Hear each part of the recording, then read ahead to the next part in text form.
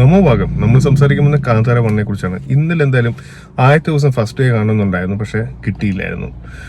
Day 2 ആണ് കിട്ടിയത്. സംഭവം കിട്ടിയൊരു തിയേറ്റർ എക്സ്പീരിയൻസ് ആണ്, ഒരു സംശയമില്ല പറയാം. കാരണം ഒരു അന്യഭാഷാ സിനിമയ്ക്ക് ഇതിനും മാത്രം റെസ്പോൺസ് കിട്ടുന്നത് എനിക്കൊന്ന് ബാഹുബലി കഴിഞ്ഞ KGF കഴിഞ്ഞ കാന്താരയാണ്. വേറൊന്നിനും ഇത്രയും റെസ്പോൺസ് കിട്ടിയായിട്ട് എനിക്ക് തോന്നുന്നില്ല. പടത്തെക്കുറിച്ച് സംസാരിക്കുകയാണെങ്കിൽ കിട്ടില്ല. ഡയറക്ഷനും ഒന്നില്ലേ, ഒരാൾക്ക് ഡയറക്ടർ ആകാൻ പറ്റും നല്ലൊരു, അല്ലെങ്കിൽ നല്ലൊരു നടനാകാൻ പറ്റും. ഈ രണ്ടും ആയിട്ടുള്ള ഡെഡ്ലി കോമ്പിനേഷൻ ആണ് ഋഷഭ് ഷെട്ടി എന്നുള്ള നടൻ കാഴ്ചവെച്ചേക്കുന്നത്. ഒരു രക്ഷയില്ല കേട്ടോ. ഒരു ഭാഗത്ത് പോലും ഒരു ലൂസൻസും ഇല്ലാതെ വളരെ സ്മൂത്ത് ആയിട്ട്, അല്ലെ വളരെ എൻഗേജിങ് ആയിട്ടാണ് സിനിമ ഫുൾ ടൈം ആയിട്ട് പോകുന്നത്. പക്ഷെ എനിക്ക് എനിക്ക് കുറച്ചും കൂടി ഇഷ്ടപ്പെട്ട കാന്താര 2 ആണ്. കാന്താര 2-നകത്ത് കുറച്ചും കൂടെ സ്ട്രോങ് ആയിട്ടുള്ള സ്റ്റോറി ഉണ്ടായിരുന്നു. ഇതിനകത്ത് ചെറിയൊരു സ്റ്റോറിയുടെ ഒരു അപാകതയുണ്ട്.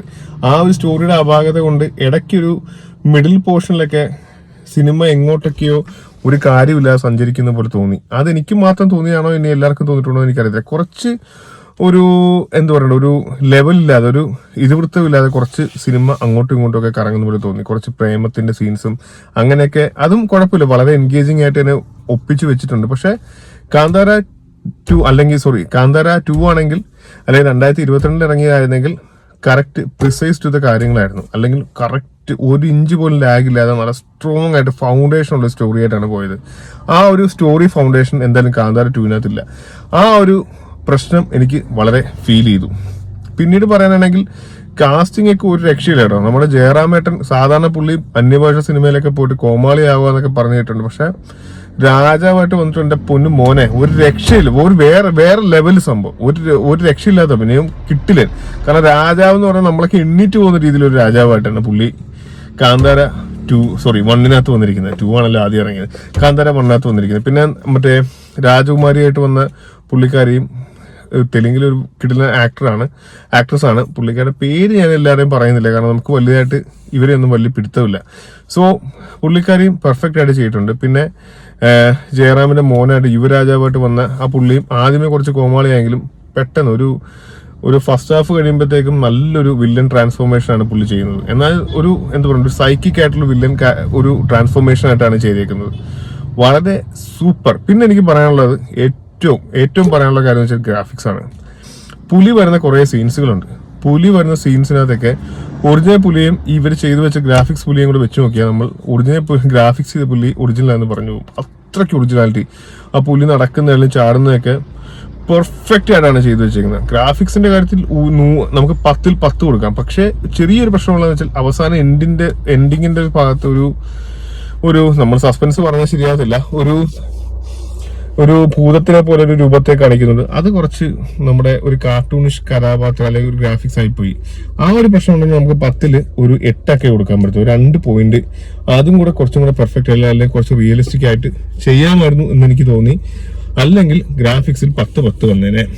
പിന്നെ ഞാൻ പറഞ്ഞു, സ്റ്റോറി കുറച്ചൊരു ലാഗ് ഉണ്ട്. പണ്ടത്തേതുപോലെ സ്ട്രെയിറ്റ് ഫോർവേഡ് ആയിട്ടുള്ള ഒരു സിനിമയല്ല. കാന്താര 2 പോലെ സ്ട്രെയിറ്റ് ഫോർവേഡ് അല്ല കാന്താര 1. കുറച്ച് ഭാഗത്ത് ചെറുതായിട്ട് ഇങ്ങനെയാണ് സ്റ്റോറി ഇല്ലാത്തതുകൊണ്ട്, സ്റ്റോറിക്ക് ഗ്രിപ്പ് പോരാത്തതുകൊണ്ട് കിടന്ന് ഇങ്ങനെ കറങ്ങുന്ന പോലെ തോന്നി. പക്ഷെ അവിടെ കുറച്ച് പാട്ട് സീനുകളും കുറച്ച് കോമഡിയൊക്കെ ആയിട്ട് കുത്തി നിറച്ച് ഓൾമോസ്റ്റ് പ്രേക്ഷകരെ ഇരുത്തുന്ന രീതിയിൽ എൻഗേജ് ചെയ്ത് പോയിട്ടുണ്ട്. പിന്നെ എനിക്ക് ഏറ്റവും ഇഷ്ടപ്പെട്ടത് സ്റ്റണ്ട് സീൻസ് ഒക്കെ. എന്റെ പൊന്നെ ഹോളിവുഡ് ലെവൽ സ്റ്റണ്ട് കേട്ടോ. എന്റെ പൊന്നെ പറന്ന് ഒരു രക്ഷയില്ല. ഭയങ്കര റിയലിസ്റ്റിക് ആൻഡ് സാധാരണ തെലുങ്ക് പടങ്ങളിലെ കന്നഡ പടങ്ങളിലൊക്കെ പ്രശ്നം വെച്ചാൽ സ്റ്റണ്ട് 1000 പേര് ഒരാളെ ഇടിക്കുന്ന പോലെയൊക്കെ ആണ് ചെയ്തു വെക്കാതെ. ഇതിനകത്തും അങ്ങനത്തെ സീനുകളൊക്കെ ഉണ്ട്. എങ്കിലും നമുക്ക് ഏകദേശം ഒരു മനസ്സ് നിൽക്കുന്ന രീതിയിൽ, അല്ലെങ്കിൽ നമുക്ക് വിശ്വസിക്കാൻ പറ്റുന്ന രീതിയിലുള്ള സ്റ്റണ്ട് ഡയറക്ഷനാണ് ചെയ്തേക്കുന്നത്. സ്റ്റണ്ടിന്റെ കാര്യത്തിൽ നമുക്കൊരു 10-ൽ 10 തന്നെ കൊടുക്കാൻ പറ്റും. 10-ൽ 11 കൊടുക്കാൻ പറ്റിയാലും പെർഫെക്റ്റ് ആണ്.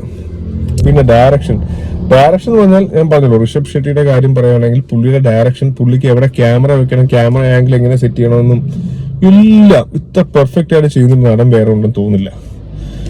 അഭിനയം പിന്നെ ഞാൻ പ്രത്യേകിച്ച് പറയാനൊന്നുമില്ല. പുള്ളിയുടെ അഭിനയം എന്താണെന്നറിയാം.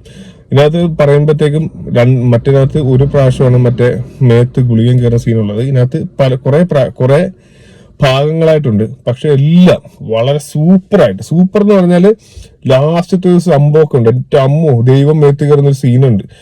എന്റെ പൊന്നെ, ഒരു രക്ഷയില്ല. വേറെ ആരഭിനയിച്ചാലും ഈ ഒരു ഫോഴ്സ് അല്ലെങ്കിൽ ഇത്രത്തോളം നമുക്ക് ആ മേത്ത് ദൈവം പ്രവേശിപ്പിക്കുമ്പോൾ ഉണ്ടാകുന്ന ചില മാറ്റങ്ങളൊക്കെ ഉണ്ട്. ആ ഒരു അല്ലെങ്കിൽ ആ കാല് വെക്കുമ്പോഴും കാല് വിറയ്ക്കുന്ന സീനൊക്കെ ഉണ്ട്. അതൊക്കെ എന്റെ പൊന്നെ എങ്ങനെയാണ് പുള്ളി ചെയ്തു വെക്കുന്നത്? അല്ലെങ്കിൽ ഇത് ആരെ കണ്ടാണ്? അല്ലെങ്കിൽ ഇത് എല്ലാ ആക്ടർമാർക്കും ഒരാൾ കാണുമല്ലോ, ഒരു റോൾ മോഡൽ അല്ലെങ്കിൽ മെന്റർ എന്ന് പറഞ്ഞിട്ട്, അല്ല അയാളെ കണ്ടിട്ടായിരിക്കും സംഭവം അഭിനയിക്കുന്നെന്ന് പറയുന്നു. പക്ഷെ ഇങ്ങനെ ആരെ കണ്ടാണ് ഇത് ചെയ്തതെന്ന് എനിക്കൊരു പിടുത്തമില്ല. കാരണം അതുപോലെ പെർഫെക്റ്റ് ആണ്. കാരണം ഇതിന് മേളിൽ ഇങ്ങനെ ഒരു സംഭവം അല്ലെങ്കിൽ ഇങ്ങനെ ദൈവം മേത്ത് കയറുന്ന ആ സീനൊന്നും ചെയ്യാൻ പറ്റത്തില്ല വേറെ ആർക്കും. അതുപോലെ ബെഞ്ച് മാർക്കായിട്ടാണ് പല ഭാഗങ്ങളും സെറ്റ് ചെയ്ത് വെച്ചേക്കുന്നത്.